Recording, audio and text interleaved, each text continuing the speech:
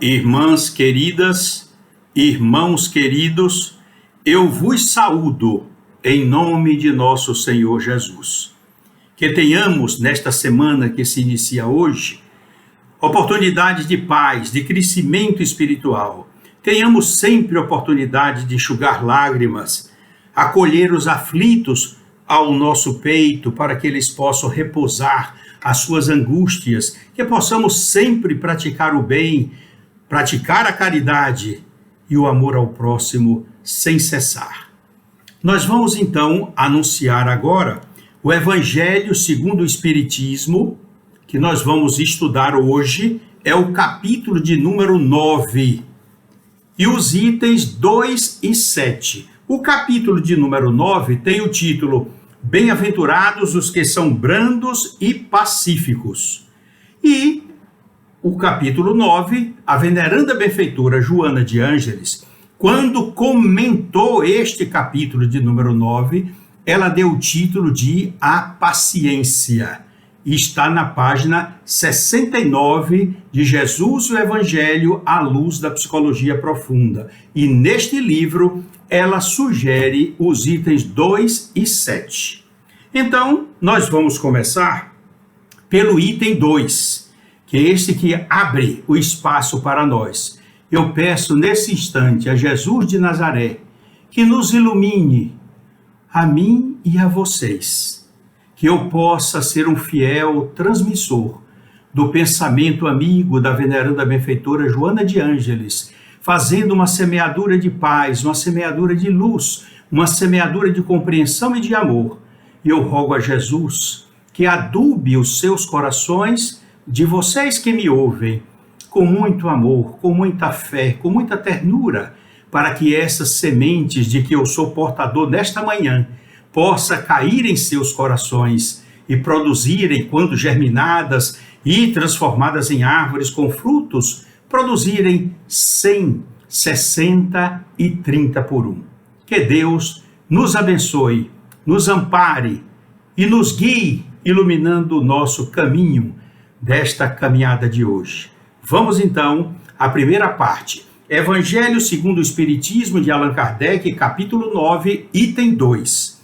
Bem-aventurados os pacíficos, porque serão chamados filhos de Deus. Isso está em Mateus, capítulo 5, versículo 9. E vocês perguntarão, Ari, o que é pacífico? Pacífico, como está registrado no dicionário OWAS, é amigo da paz.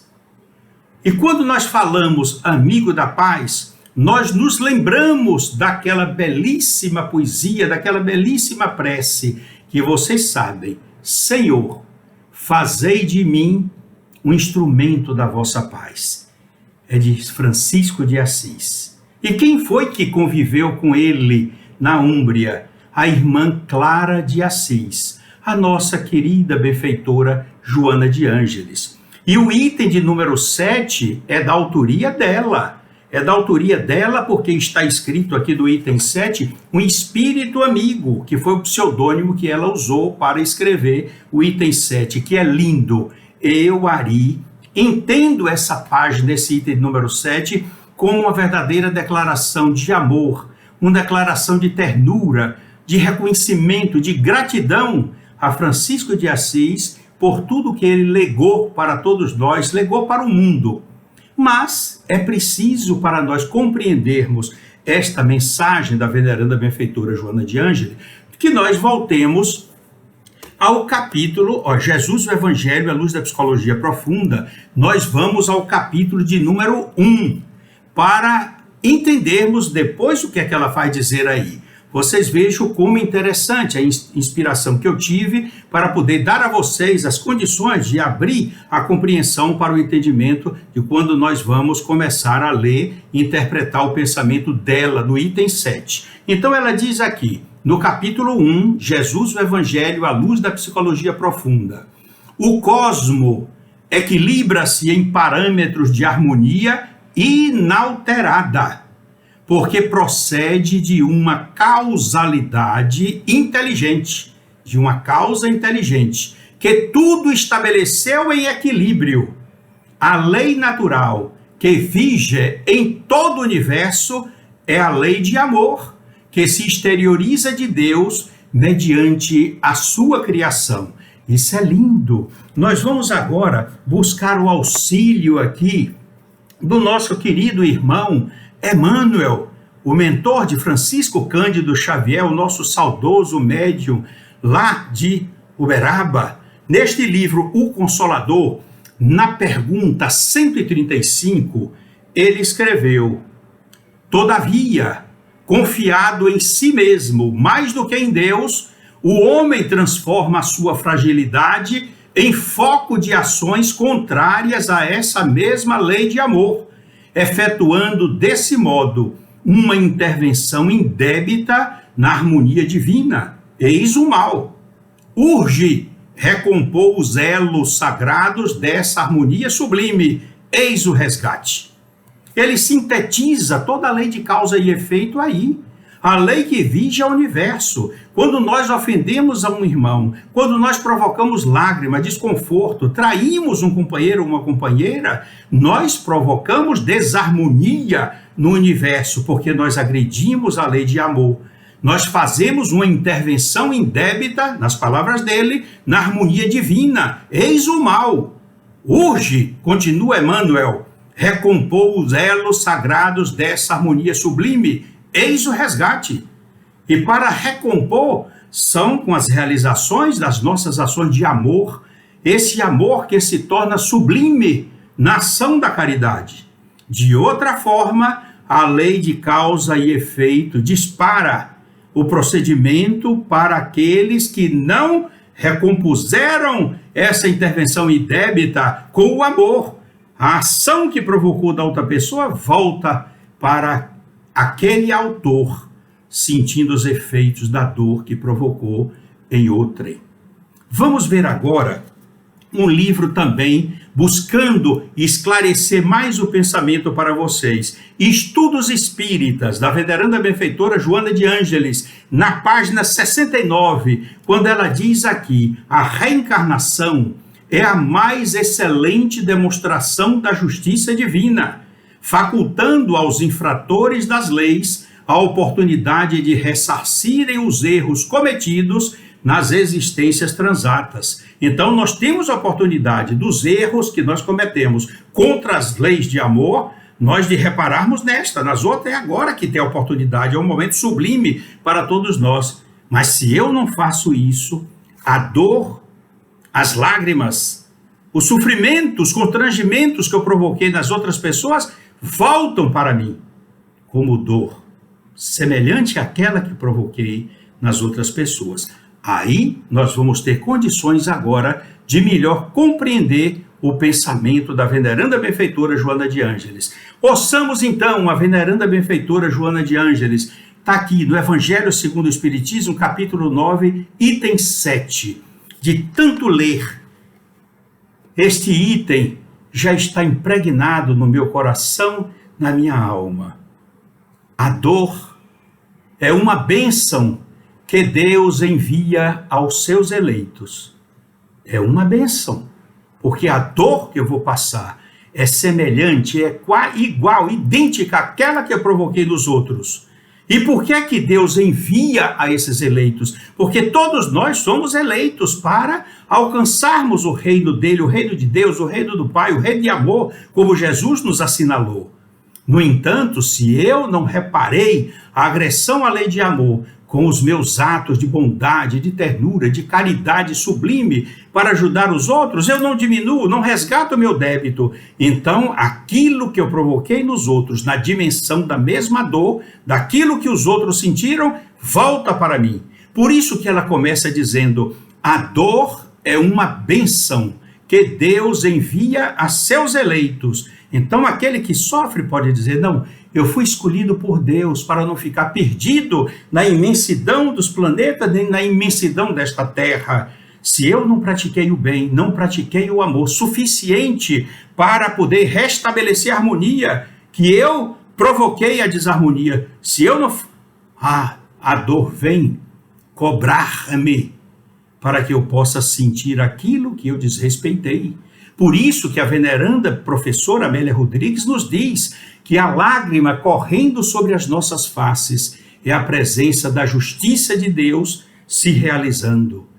É uma coisa muito bonita, mas é uma coisa real, que às vezes causa impacto, mas para vocês verem quanto nós somos desleixados em resgatar os nossos compromissos do passado. Eu, principalmente, não estou dizendo que você que me ouve, não, mas principalmente quanto eu já passei de sofrimentos em tantas reencarnações e também não recompus ainda, estou recompondo, e Deus misericordioso e bom me propiciou a oportunidade da mediunidade para que eu possa atender mais pessoas em menos tempo, em menos minutos, em menos dias, alcançar mais ainda, para que nesse trabalho, como todo médium tem, porque todo médium é um grandíssimo endividado, e Deus faculta a oportunidade da mediunidade para que ele possa pagar com as bênçãos da caridade realizadas, com as bênçãos de enxugar lágrimas, com as bênçãos do bem ao próximo, reduzir o seu débito, que mesmo assim ainda é muito grande.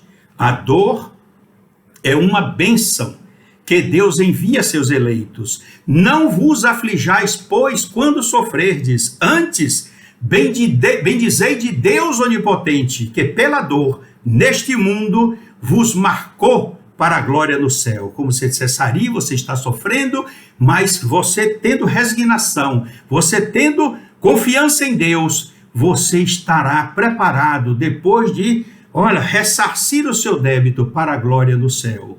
Sede pacientes, diz a veneranda benfeitora Joana de Ângeles. A paciência também é uma caridade.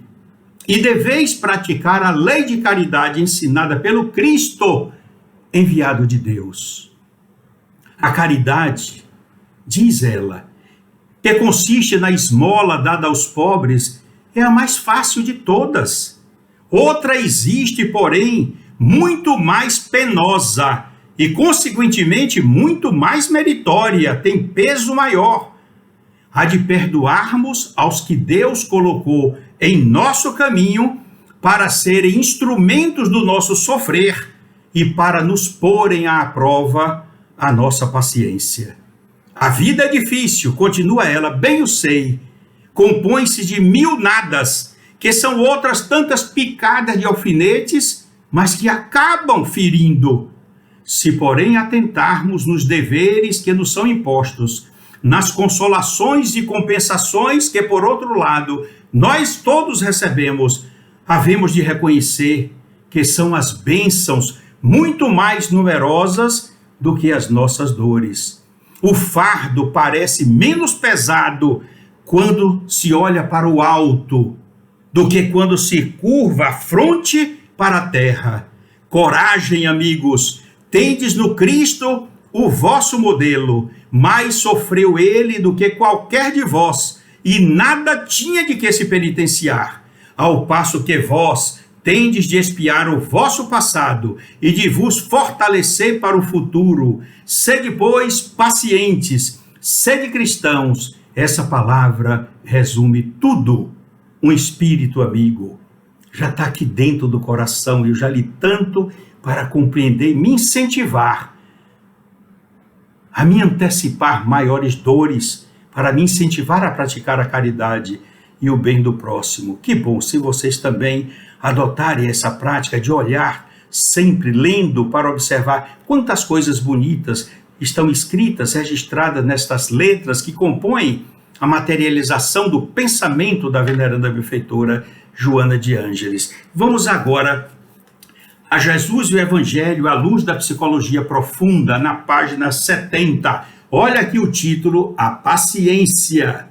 Quando ela começa dizendo, a paciência também pode ser considerada como a ciência da paz. Paz, ciência. Pode ser considerada como a ciência da paz. E por isso são bem-aventurados os pacíficos, aqueles que trabalham com método e confiança tranquila em favor da renovação do mundo e das suas criaturas, conseguindo ser chamados filhos de Deus, que representam toda a paz. Ainda na página 70, ela continua: a paz deve constituir a meta do ser pensante. todos que pensam devem querer alcançar a paz, que luta em contínuas tentativas de adquirir a plenitude. Eu vou ler de novo. A paz deve constituir a meta do ser pensante, que luta em contínuas tentativas de adquirir a plenitude. A paz, meus queridos irmãos, é tesouro que não pode ser afetado em circunstância alguma que a leve a desaparecer. E a paciência é a sua exteriorização, porque é um mecanismo não violento de que se utiliza a fim de alcançar os objetivos a que ela se propõe. Que coisa linda! Mas eu fico maravilhado, eu sinto assim uma coisa diferente, como se eu estivesse lá assistindo ela escrever isso ou declamar antes de escrever no plano espiritual. A paciência é conquista individual, através do esforço pela autoiluminação, pelo autoconhecimento e descoberta dos objetivos da nossa existência. A paciência transforma-se em caridade de essencial significado quando direcionada aos que sofrem, ajudando-os com benignidade, trabalhando a resignação que dela também se deriva. E aí vamos observar agora quanto é importante a prática da caridade, como ela diz, de essencial significado, quando direcionada aos que sofrem, porque muitos dos que sofrem, ela vai descrever os procedimentos, o que é que às vezes eles se exteriorizam, aqueles como se comportam. Então vamos ver aqui na página 70 e 71, como ela descreve aqui. Existem sofrimentos ocultos e desvelados, muito variados e complexos, que são desafiadores da sociedade. Tais sofrimentos ocultos dentro da pessoa, que poucos percebem, enfraquecem os sentimentos mais belos do indivíduo, que esperam mãos compassivas e corações pacientes para escutar os seus gemidos quase inaudíveis, quase não escutados, arrancando das carnes da alma os espinhos dilaceradores que as mortificam. Quanta gente tem esse sofrimento calado que dói, precisando de um socorro, de alguém que usa lente, que coloque um ombro, que esteja pronto para escutar os seus gemidos quase invisíveis, arrancando as carnes da alma, os espinhos que dilaceram e que mortificam essas carnes. Nem sempre ela continua, ou quase nunca a tarefa é fácil. Alguns seres se encontram tão doentes moralmente e tão descrentes da caridade que se fazem agressivos, difíceis de serem ajudados, exigindo paciência perseverante e desinteressada para os alcançar. Outros tantos, através das suas reações afetivas encolerizadas, com raiva, constituem prova áspera que a paciência deverá suplantar com bondade e muita compaixão. Quanto mais doente, olha que frase linda, quanto mais doente, mais atendimento paciente necessita a ave humana no seu voo de crescimento interior. Claro, é uma metáfora chamar de ave humana, no seu voo de crescimento interior. Nem sempre é fácil entender o desespero de outra pessoa quando não se experimentou algo semelhante.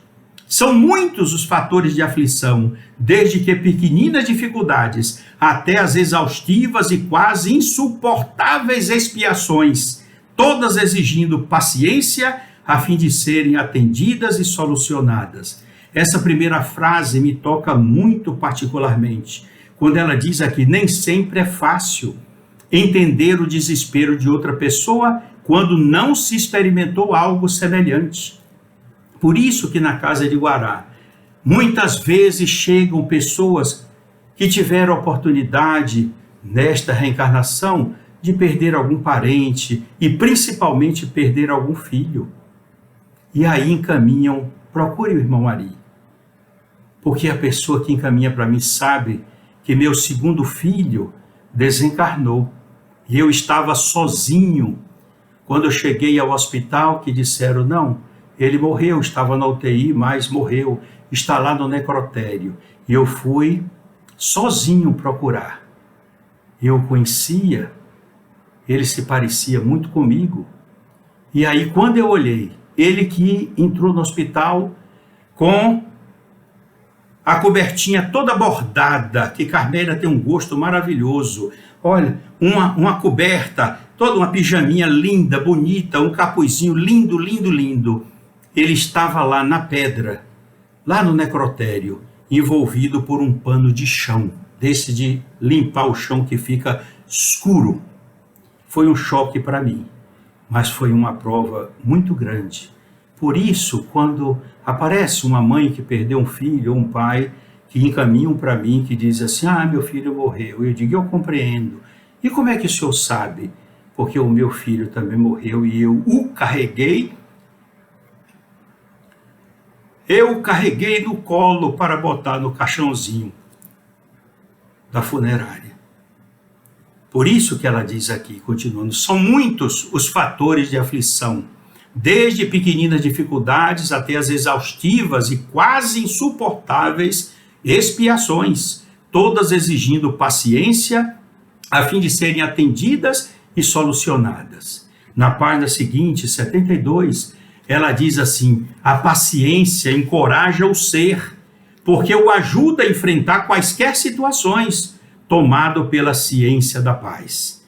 Jesus viveu a sua humanidade com singular elevação, suportando fome, dor, abandono e morte, sem impacientar-se, submisso e confiante, tornando-se um paradigma a ser seguido por todos nós. Na página 73, ela diz, Deus é a meta, Jesus é o meio, a vida é o caminho que Jesus ilumina de exemplos para que todos se encontrem e se engrandeçam. Surge então, com a psicologia profunda, uma nova imagem de Jesus, o homem que ama, que serve, que espera, que ensina e pacientemente intercede junto ao Pai por todos aqueles que estão na retaguarda. Jesus deixa de ser uma lembrança da ortodoxia ou da teologia para tornar-se vivo e atuante, próximo sempre de quem o queira escutar, próximo sempre de quem o queira escutar e queira seguir os seus ensinamentos atuais e palpitantes. Em outra oportunidade, outro livro, Estudos, aquele que eu falei para vocês, Estudos Espíritas, ela escreveu, a paz não é a ausência de guerras, é a presença do amor. E na página 74, ela escreve aqui, a proposta de Jesus não é para que se fuja deste mundo enfermo, doente, da sociedade empobrecida moralmente, mas para que se consiga curar a doença com a conquista da saúde para cada membro do planeta e haja enriquecimento moral de todas as criaturas.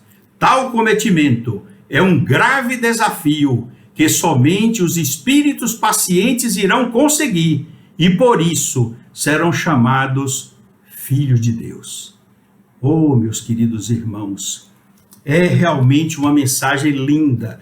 Eu me comovo porque eu tenho uma afinidade muito grande com os textos da veneranda benfeitora Joana de Ângeles. E esse texto do Evangelho é singular, objetivo, nos ajuda a encontrar o caminho que vai na direção de Jesus, nos ajuda a manter ao lado do Mestre, buscá-lo, suplicar o auxílio de que precisamos, e ele sempre, como ele disse no Evangelho, propicia um alívio para as nossas dores. Ele não pode retirá-las, porque as dores representam o retorno daquilo que nós fizemos aos outros, mas ele nos dá um alívio, nos fortalece para conseguirmos, trabalhando no campo do bem, no campo da caridade, e conquistarmos pelos nossos próprios esforços, na expansão do nosso amor, aquilo de que precisamos para resgatar os nossos débitos diante das leis divinas. Eu vou concluir com uma história que eu considero muito sublime na minha vida.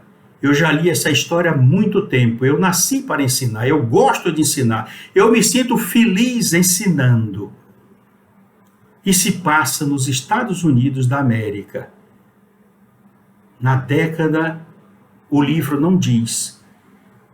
E começa assim: era uma vez uma professora da 4ª série, primária, naturalmente, naquela época.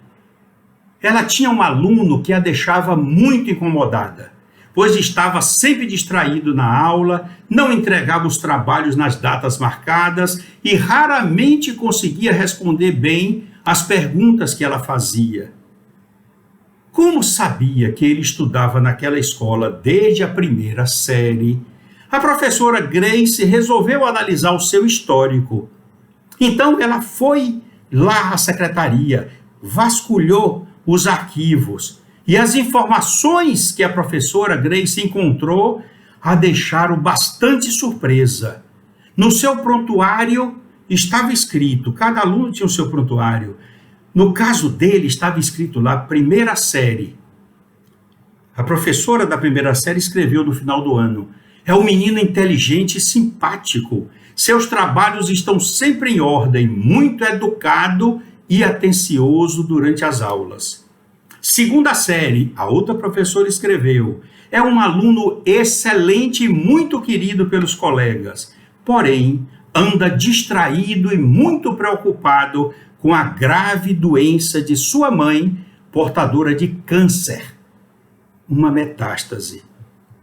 3ª série, outra professora escreveu: este ano sua produtividade caiu muito, não fez os trabalhos, ficou alheio a todas as aulas. A morte de sua mãe o deixou muito abalado. Afinal de contas, era uma viúva que cuidava dele com muito carinho, como representam as informações anteriores. Ele procura, disse a professora da 3ª série, ele procura dar o melhor de si, porém sozinho não está conseguindo e precisa de ajuda. E olha, a professora Grace recebia ele agora na 4ª série. Por meio desse relatório, a professora Grace pôde compreender melhor as atitudes do aluno, empenhando-se a partir daquele dia a ajudá-lo no que lhe fosse possível. A professora Grace então passou a dar-lhe uma atenção especial, o que ajudou o garoto a passar de ano com boas notas, deu orientações, ficava com ele depois das aulas, o acariciava, procurava ver a roupa. Uma vez ele esteve até, levou que ela pediu uma camisa ainda rasgada, ela costurou para ele, fez as vezes da mãe dele. Depois que ele terminou a 4ª série com brilhantismo, tinha de passar para outra escola. Então o menino mudou de escola e a professora não teve mais notícia dele. Passados alguns anos, chegou às mãos da professora Grace um convite de formatura em medicina, onde constava na página de agradecimentos uma delicada observação. Vejam que singelo. Título: Agradecimentos. E o aluno escreve: se cheguei até aqui, foi porque Deus e a professora Grace acreditaram em mim. Agradeço de todo o meu coração por tudo que recebi e honrarei a Deus e a professora Grace no exercício de minha profissão, socorrendo sempre os meus pacientes com o maior carinho e dedicação, sempre atento às suas necessidades, com o mesmo amor com que eu fui socorrido na 4ª série. Vocês viram? Que coisa maravilhosa, que coisa linda! É por isso que nesses momentos nós temos de pegar essas oportunidades de outros exemplos. Se essa história foi real ou não, não importa, mas eu acredito que foi, porque relata inclusive pessoas, tudo isso é um livro maravilhoso, que alguns são fatos reais, outros não, mas no caso desse, eu acredito que foi real. E é uma coisa que sensibiliza. Veja o quanto nós podemos ajudar as pessoas, mudar o destino das pessoas, apenas acolhendo aquela pessoa, vendo, procurando assimilar, entender as suas necessidades, os seus anseios. e uma palavra amiga, até mesmo a professora costurando roupa, apoiando, fazendo depois das aulas o exercício com ele, recuperou aquela criança que se transformou num médico honesto, honrado, estudioso e, acima de tudo, dedicado a servir e interpretar também as necessidades dos outros para resolver como ele mesmo foi beneficiado. Portanto, queridos amigos, procuremos Jesus nas nossas angústias, nos nossos dissabores. Entreguemos a Ele as nossas necessidades. Apesar de Ele conhecer tudo de que nós necessitamos, é importante que demonstremos a nossa fé, a nossa vontade de querer que Ele nos ajude, que Ele nos prepare com muito amor, para que possamos ser instrumento da transformação do mundo e, através das nossas mãos, nós possamos erguer os caídos, acariciar aqueles que estão em desespero, ter uma palavra do Evangelho de conforto para oferecer e o conhecimento da doutrina espírita para apontar rumos para essa pessoa, levando essa pessoa para a casa espírita, para uma casa espírita, onde receberá orientações maravilhosas através das palestras que forem realizadas, tomará água fluidificada, receberá o passe reconfortador e sairá dali mais aliviado, como Jesus promete, para caminhar sozinho e conquistar sua própria felicidade.